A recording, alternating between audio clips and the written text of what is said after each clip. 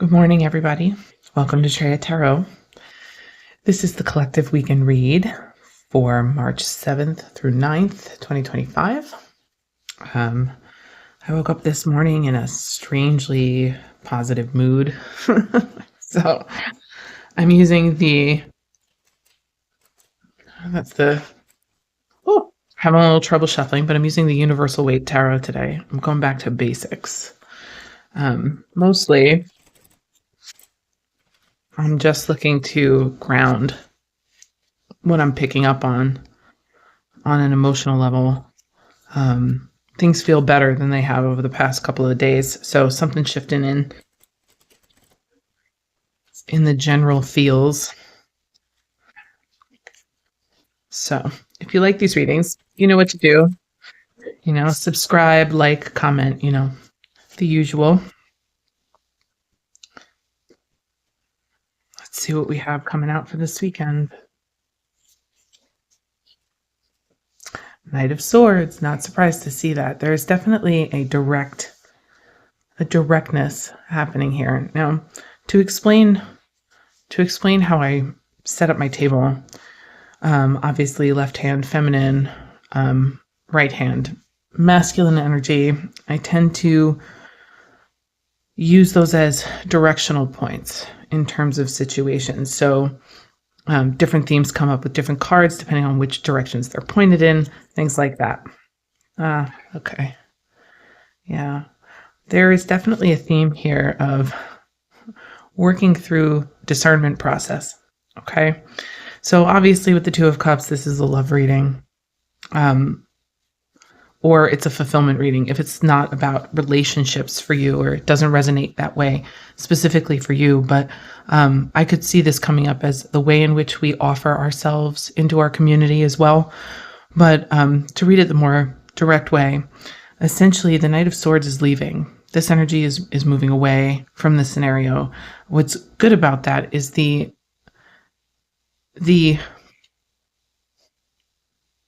how do I explain this? There's an agitated quality here, a get up on your high horse quality here that I like leaving the situation.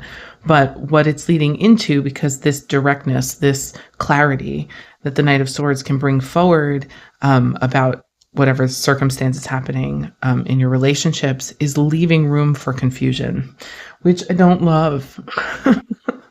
But what I'm noticing here is that Seven of Cups is necessary at some point in any emotional process because it's a discernment process. It's what do I have to lose? What do I have to gain? What am I offering? It's all those considerations. It's what is for me, what isn't for me kind of thing. So that confusion process is actually really important because it's part of the clarification process. And that Page of Swords showing up here tells me that the clarity does return, that Knight of Swords energy leaving does not actually hurt the scenario so much as make room for the process that needs to happen so that the actuality can show up. So the real theme, what's really happening, can take center stage as opposed to the ideas we might have about what is happening. Because, lots of people have different concepts of what relationships are, what they should mean. And with every relationship in our life, no matter the context, whether it's romantic or platonic or familial, clarity is important. We need to know what we're bringing to the situation. The interesting thing with the Seven of Swords, which is always interesting to me, no matter what reading it comes out in, is the idea that it is a card of manipulation and deceit. However, it's got a yellow background, which means that it's inherently a positive influence, which doesn't make sense. The yellow backgrounds in the traditional tarot produce solar influence. Essentially, they're solar led. So with a yellow background, you have this idea that there is a yes involved. There is a positive aspect involved here. So this manipulation or this escapism, because that's essentially what the seven what the 7 represents. It can be mental escapism. It can be manipulation for a purpose, meaning somebody could be manipulating a situation or a person to avoid a conflict, essentially.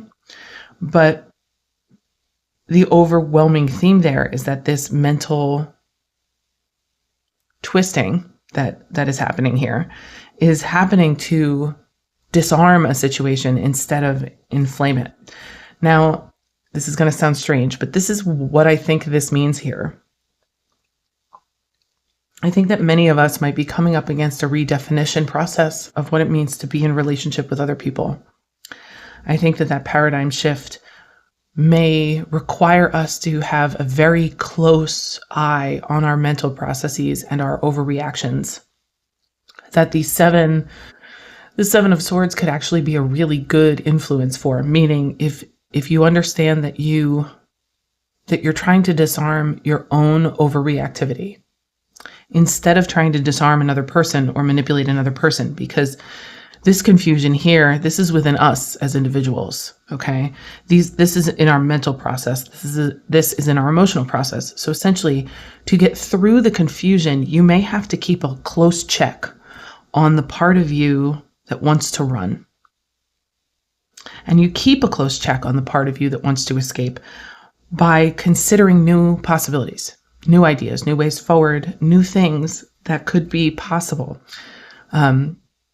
In any of your relationships right now, especially if you're resonating with these themes, I would be careful not to assume that your first impression is correct unless you have, backing evidence to prove that. There's a lot here about assumptions, especially with all the swords, the ways in which our minds assume things, the ways in which we tell ourselves certain stories. The 2 of Wands here tells me that there's a breakthrough on the way, a choice point where the reality of the situation inspires courage for change. The thing about the 2 of Wands is that he's holding the globe. In this deck, he's actually holding the globe. In my Morgan Greer deck, he's holding what looks like the moon, because it's just a moon-looking glowy orb, And I like both symbols for this card because if he's holding the world, he has the opportunity in his hands. He's literally got whatever he needs. He's got his safety with him. And so the adventure is less risky, even though he's afraid. The adventure is less risky because he knows what he has available and he knows that it's his choice. So if you're about to engage in a relationship or about to start something new, or if you are currently in a relationship and you're questioning whether or not you're safe to proceed, I would question whether or not you feel safe internally within yourself first, and then ask yourself if the relationship is a safe place for you. Because the safety that we might be looking for with cards like this is the safety for adventure. It's the safety to be ourselves. It's the safety to try new things. It's the safety to be supported through change and transformation. It's not the safety of stagnancy. So there's definitely an interplay with the first 6 cards of self versus relational entity, whether it's the third thing that gets built when 2 people combine efforts, or whether or not it's your ideas and concepts about what it means to be in a relationship. All right. Justice. I love it. 8 of Wands. 3 of Cups. Okay. So any third-party scenarios are going to get worked out as well. Anyone who's dealing with interference of any kind, that's going to come up. It's definitely going to come up. Justice for the 3 of Cups here. Things are getting sorted through. And the balance has to be restored. It has to be restored quickly because we at some point have to get really, we all get the opportunity for this. I don't want to speak and say we have to. We don't. People don't have to do anything. But people who want to create a sense of peace within their interactions, a sense of confidence within themselves, tend to want fairness to be part of the picture. And with that justice influence and then the quick movement towards this Three of Cups, there's this change. This is that paradigm shift again. It's the eradication of interference, but it's happy. The thing about the Three of Cups is all the ways in which I'll say threes in general. Threes are collective. So no matter which three you're pulling a card of collaboration, you're pulling a card of celebration, you're pulling a card of work. You're pulling a card, okay, what's the Three of Wands is about understanding the self and taking the steps forward towards what you want. There's something joyful about each three, except for the Three of Swords. Although, I mean, depending on the deck and the symbolism in the card, the Three of Swords can also represent seeing past something painful. So there is even a positive aspect there. But the threes in general are about community and joint venture. Okay. So on a basic level, there's a fairness energy being shifted into a community. There's something here about evening the playing field, so to speak, or put a different way, a fairness being restored to a scenario where all parties in the scenario understand their role, understand what they contribute, understand how they play into the party, because the Three of Cups is that party energy, celebration. The interesting thing about the Three of Cups is it's a feminine card because it's about the things that can happen when women gather, which I find interesting in a love reading. I find it interesting because it's the rising in confidence of the feminine principle. That's how I see that. So justice on a plain level, the justice, Eight of Wands, Three of Cups can come across as the resetting of a third party situation, meaning any interference that you might be experiencing in your relationships could get sorted through in a good way, in a way that feels balanced and even celebratory.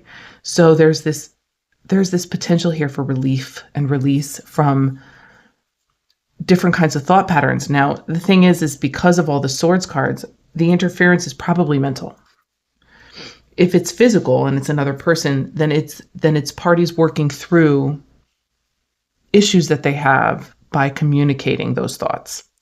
But this feels more personal to me. So it feels like on an individual level, anybody who's dealing with themes of what it means to be in relationship to other people may actually be sorting through those old ideas versus new opportunities now.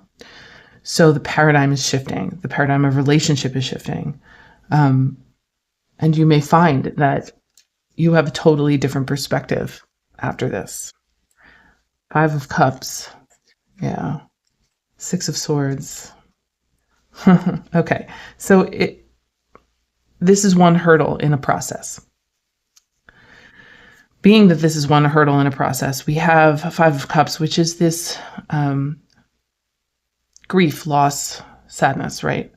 The thing about the Five of Cups and the Six of Swords next to each other tells me that this is movement away from that. The loss is over. It's actually over. And it's not because we'll never lose anything in our lives again. It's because what's being established internally is allowing us to find a resilience or a sense of place that doesn't counteract the losses we've experienced in the past, but starts to refocus us on the two cups that are still standing in that image. Because if you look at the way it's laid out here, right, you have the figure who's faced away from the release, the relief. And the thing about the six is it's movement to calmer waters. Something resolves, most likely with an old relationship. So I would not be surprised if many of us end up either encountering or being contacted by someone who we had a tense or difficult relationship with, who's actually coming in for us to be like, all right, we can put this in the past. We don't need to be friends, but we're good. There's a movement away from a repetitive process of loss and grief. And as you get through that, especially with that 8 right behind it, as you quickly get through that, that 2 of Wands influence shows up. Your opportunities show up. The trick is whether or not you will let them in. The King in the 4 of Pentacles just needs to turn around to see how much he has available to him. He's worried that he's going to lose what he has in his hands when he's literally the king of an entire kingdom. So this might feel a little rocky for a while, next couple of days into a week or so. I mean, we are in the middle of Venus retrograde, so these themes will come up for many people. But if we're open to the way in which this month and the rest of this year, as long as you're not listening to the fearmongers, excuse me, the fearmongers on the internet that want to make it sound like this is just going to destroy all of our lives. If you pay attention to the things that you're trying to build, and you pay attention to the pitfalls in your own mind, you may find that there's plenty of opportunities to release into the world in a bigger way, meaning to turn around and look at that kingdom and realize how much you have available and realize where you belong. Because that 4, he belongs there, but he's isolated from it because he won't turn around. So there's this experience here of, will you turn around? Will you finally turn around? Wheel of Fortune, end of a cycle, beginning of a new one. Very also in alignment with the rest of the cards. All right, now I know why I picked all 3. All right, so the portal in the 4 is the shift into the new paradigm completely. So we're at the end of an archetypal pattern in this reading. This reading presents an archetypal pattern of relationship or of exchange, emotional exchange, because, not everyone's in relationships. This could absolutely be an individual process. Keep that in mind. We're at the end of an archetypal pattern of how we reciprocate with people we care for, how we reciprocate with our own internal process of resource and value and self-worth. And as we get closer to realizing and understanding that our past losses were not actually indicative of our value, that they didn't actually give us a fair assessment for what we bring to the world, we start to move away from the old thought patterns and into a kind of hesitant, what can I provide? Who am I in the world? What is my role? And then the cycle resets and we cross through into something altogether much more pleasant. That 4 of Wands energy, that's union. And for many, this will be self-union. So understanding of self, integration of self, but it can also be union with community and couplehood. So there's this experience here of understanding who you want around you and how to let go of what is no longer with you or no longer there, enough so that you can see the good. So there's a couple of layers here, but I hope that everyone's faring well enough through everything. I know how much stress everyone is experiencing around me in my life. So I'm hoping that everybody's doing okay through all that if you're also experiencing it. But there's a breakthrough coming. And it's a good one. And it actually might feel like stabilizing. So let your heart lead you to where you are stable and received. All right, have a good weekend. I'll see you soon. Bye.